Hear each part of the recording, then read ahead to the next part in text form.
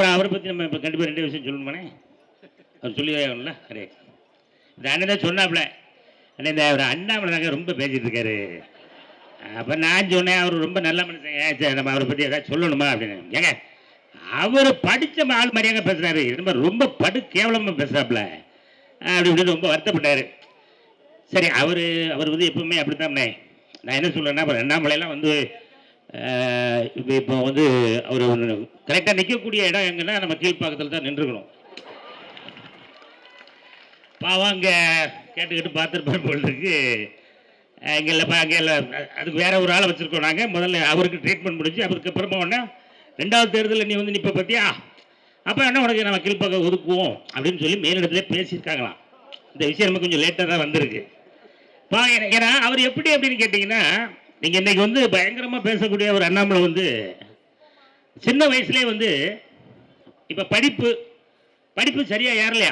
சின்ன வயசில் படிப்பு சேரலை அப்படின்னோடனே ஒரு அம்மாவும் அப்பாவும் உட்காந்து பேசி, நமக்கு பிறந்த இப்படி ஒரு குழந்தை அறகுறையாக இருக்கு, இதை என்ன பண்ணலாம், ஒன்று ஒரு நல்ல காலேஜில் சேர்த்து படிக்க வைக்கலாமா, இல்லை அப்படின்னு சொன்னால் ஏதாவது கடையில் வேலைக்கு சேர்த்து விட்டுலாமா, அவன் என்ன செய்யலாம் அப்படின்னா அவங்க மனைவி சொன்னாங்களாம், இவனை இப்படியே விடுறது எனக்கு கொஞ்சம் கஷ்டமாக தான் இருக்குது, வாங்க ஒரு மனநல மருத்துவர் ஒருத்தர் இருக்கார், அவரை போய் பார்த்து அவர்கிட்ட ஒரு ஐடியா கேட்போமே அப்படின்னு சொல்லி ஒரு அண்ணாமலையை கூட்டிகிட்டு போயிருக்கேன்.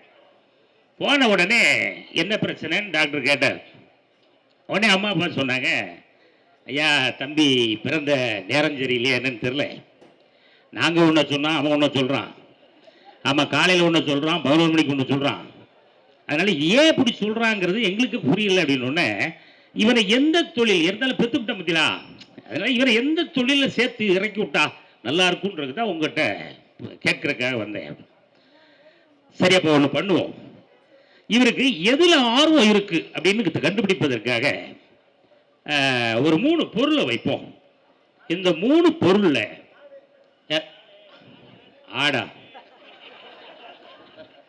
ஆடெல்லாம் கிடையாது. சரி ஆடு வைக்கணுமா, சரி விடுங்க. டாக்டர் சொன்னார், அம்மா அங்கே இப்போ அண்ணனுக்கு கையில் கேரக்டர் மாற்றிருக்கேன், சரி இப்போ ஒன்றும் தப்பு இல்லை. ஒரு ஆடு ஒரு குட்டி ஆடை கொண்டு கட்டி போடு, இந்த பக்கம் ஒரு 2 மாடை கொண்டு கட்டி போடு, ஆமாம் இந்த பக்கம் வேற என்ன கட்டலாம், கோழி கட்டுமா, இந்த பக்கம் 2 ஆடு, இந்த பக்கம் 2 ஆடு 2 மாடு, இதில் 2 கோழியை கட்டி போடு. பையனை வந்து தம்பி நீங்கள் எதை சூஸ் பண்ணுறீங்களோ அந்த தொழிலில் உங்களை இறக்கி விட்டுடலாம் அப்படின்னு சொல்லி ஒரு பெரிய புத்திசாலித்தனமாக அந்த மனோதத்துவர் சொல்லிட்டார். யாருங்க உங்கள் பையன் இல்லை வெளியே உட்காந்துருக்காப்புல, இங்கே எல்லாம் ரெடியா, ஆடு ரெடி, கோழி ரெடி, மாடு ரெடி, எல்லாம் ரெடி. அப்போ வந்தார், எதை கை காட்டுறாரோ அது அந்த தொழிலுக்கு இறக்கி விட்டுருவோம் அப்படின்னு. அழைத்து வாருங்கள் அண்ணாமலை அப்படின்னு அப்படியே மனோகரா படத்தில் இழுத்துட்டு வர மாதிரி தர இழுத்து வந்திருக்காங்க. இழுத்துட்டு வந்தோடனே அம்மா அப்பா இங்கே நிற்கிறாங்க, டாக்டர் இங்கே இருக்காரு, அண்ணாமலை இங்கே நிற்காரு, ஆடு இங்கே நிற்குது, மாடு அங்கே நிற்குது, கோழி இங்கே நிற்குது. அப்போ நம்ம அதை ஆரம்பித்தார், தம்பி இங்கே இருக்கிறதுல எதை நீங்கள் செலக்ட் பண்ணுறீங்களோ அந்த தொழிலை உங்களை இறக்கி விட்டுருவோம் அப்படின்னு. அண்ணாமலை அப்படியே ஆட்டை பார்த்தார், மாட்டை பார்த்தார், கோழியை பார்த்தார், தப்புன்னு என்ன பண்ண கூட்டு விட்டு நிறுத்தி நர்ஸை பார்த்தார்.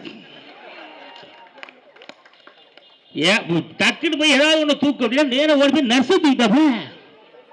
உடனே அந்த மனநல சம்பந்தப்பட்ட டாக்டர் சொன்னார், உங்கள் பையனுக்கு ஆட்டு இது சரிபட்டு வராது, இதுவும் சரிபட்டு வராது, பேசாம பிஜேபி கட்சியில் சேர்த்து விட்டுருங்கன்னு சொல்லி அப்படி சேர்ந்தவர் தான் நம்ம அண்ணாமலை அவர்கள்.